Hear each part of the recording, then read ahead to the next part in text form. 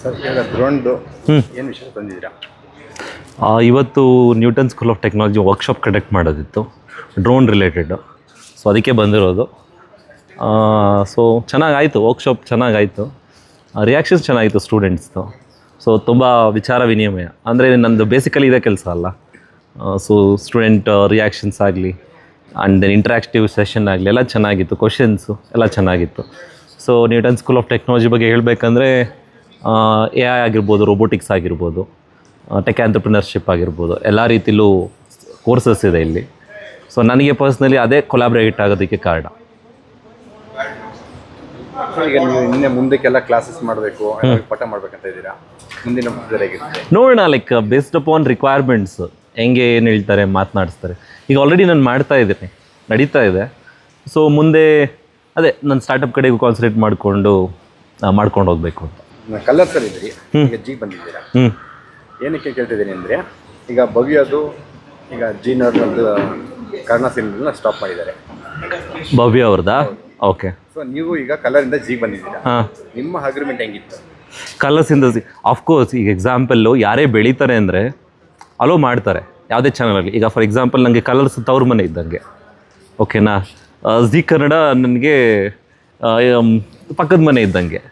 So ಬಂದಿದ್ದೀನಿ, ನನಗೊಂದು opportunity ಕೊಟ್ಟಿದ್ದಾರೆ. ಸೊ ನೀವು ಒಂದು ಕಲಾವಿದರಾಗಿ ಪರ್ಫಾರ್ಮ್ ಮಾಡಬೇಕಾದ್ರೆ ಜಿ ಆಗಲಿ ಕಲರ್ಸ್ ಆಗಲಿ ಎಲ್ಲ ನಮ್ಮ ಕನ್ನಡದ ಚಾನಲ್ಗಳೇ, ಯಾವ ಚಾನಲ್ ಏನು ಡಿಫ್ರೆಂಟ್ ಅಂತ ಏನಿಲ್ಲ. ಸೊ ನನಗೆ ಝೀಗೆ ಬಂದಿದ್ದೀನಿ ಅಂತ ಕಲರ್ಸ್ ಚಾನಲ್ನ ಮರೀತೀನಿ ಅಂತಲ್ಲ, ನನಗೆ ಕಲರ್ಸ್ ಮೇಲೆ ತುಂಬ ಪ್ರೀತಿ ಇದೆ ಆ್ಯಕ್ಚುಲಿ, ಕಲರ್ಸ್ ಚಾನಲ್ ಮೇಲೆ. ಸೊ ಜಿ ಕನ್ನಡ ಒಂದು ಆಪರ್ಚುನಿಟಿ ಇತ್ತು, ಮಾಡಿ ಅಂತ ಹೇಳಿದ್ರು ಶೋನ. ಸೊ ಬಂದಾಗ ಆಪರ್ಚುನಿಟಿ ಬಂದಾಗ ನಾನು ಇಷ್ಟಪಡೋರು ನೋಡ್ತಾರೆ ಅಂತ ತೆರೆ ಮೇಲೆ ಅಂತ ಅಂದಾಗ ಮಾಡಲೇಬೇಕಾಯ್ತು, ಅದಕ್ಕೋಸ್ಕರ ಮಾಡಿದ್ದು. ಮತ್ತು ಅದೇ ಝೀನ ಬಗ್ಗೆ, ಈಗ ಝೀನಲ್ಲಿ ನಿಮ್ಮದು ಮತ್ತು ಗಗನ್ ಅವ್ರದ್ದು ತುಂಬ ಚೆನ್ನಾಗಿ ಹೋಗ್ತಾ ಇದೆ ಇಬ್ಬರದ್ದು. ಆದರೂ ಜನ ಕಾಮೆಂಟ್ ಮಾಡ್ತಾರೆ ಗಿಲ್ಲಿಯವ್ರದ್ದು ಮತ್ತು ಗಗನ್ ಅವ್ರದ್ದು ತುಂಬ ಚೆನ್ನಾಗಿತ್ತು ಅಂತ. ಅದ್ರ ಬಗ್ಗೆ ನೋ ಕಮೆಂಟ್ಸ್. ನೆಕ್ಸ್ಟ್ ಒನ್ ಅದೇ ಬಗ್ಗೆ ಇವತ್ತೊಂದು ಪ್ರೋಮೋ ನೋಡಿದ್ವಿ, ಗಗನ್ ಮನೆಗೂ ಹೋಗಿದ್ರಿ. ಹಾಗಾಗಿ ಇವತ್ತೊಂದು ಪ್ರೋಮೋ ನೋಡಿದ್ವಿ. ಪ್ರೋಮೋದಲ್ಲಿ ತುಂಬ ಅವ್ರಿಗೆ ಇಷ್ಟವಾಗಿದ್ದೆಲ್ಲ ತೋರಿಸಿದೆಲ್ಲ ಕೊಡ್ತೀವಿ, ಒಂದು ಪಾರ್ಕ್ ಇದೆಲ್ಲ ಮಾಡಿ. ಸೊ ಇದೇನೋ ಮದುವೆ ಮುನ್ಸೂಚನೆನಾ? ಇಲ್ಲ ಆ ಥರ ಏನಿಲ್ಲ ರೀ. ಶೋಗೆ ಎಷ್ಟು ಬೇಕು ಅಷ್ಟೇ, ಬಿಗ್ ಬಾಸಲ್ಲೂ ಅಷ್ಟೇ. ಆ ಶೋ ಮುಗಿದ ಮೇಲೆ ನಾನು ಯಾರ ಬಗ್ಗೆನೂ ಮಾತಾಡಿಲ್ಲ. ವೈಯಕ್ತಿಕವಾಗಿ ಏನಿಲ್ಲ ಹಂಗಾದ್ರೆ? ಏನಿಲ್ಲ. ಮತ್ತು ರವಿ ಸರ್ ಮತ್ತು ರಚು ಮೇಡಮ್ ನಿಮ್ಮನ್ನ ತುಂಬ ಹೊಗಳ್ತಾರೆ, ಅದ್ರ ಬಗ್ಗೆ?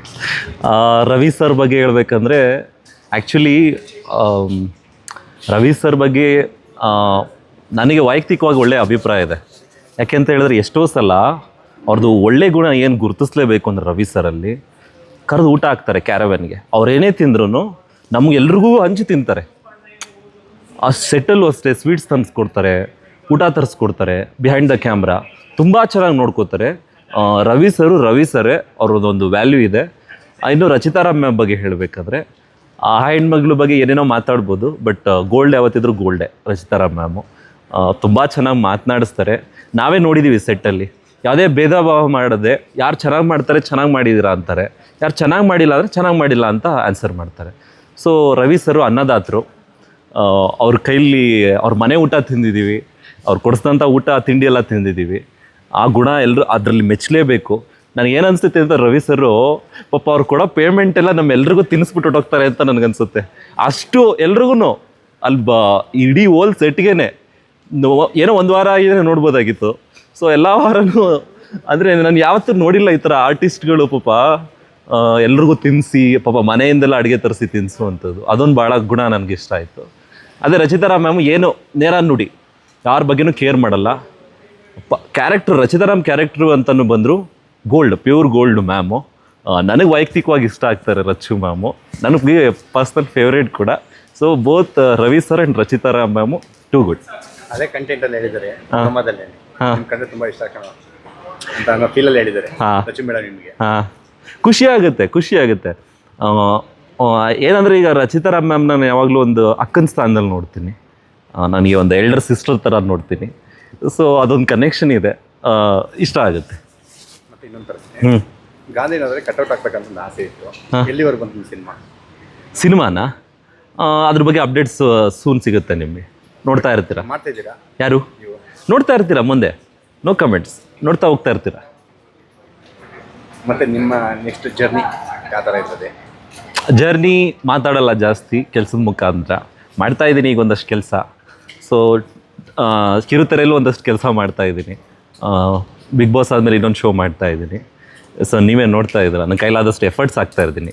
ಡ್ರೋನ್ ಹಿಂಗೂ ಇದ್ದಾರಾ ಅಂತ ಹುಬ್ಬೇರಿಸುವಂಗೆ ಮಾಡ್ತಾ ಇದ್ದೀನಿ ಶೋನ.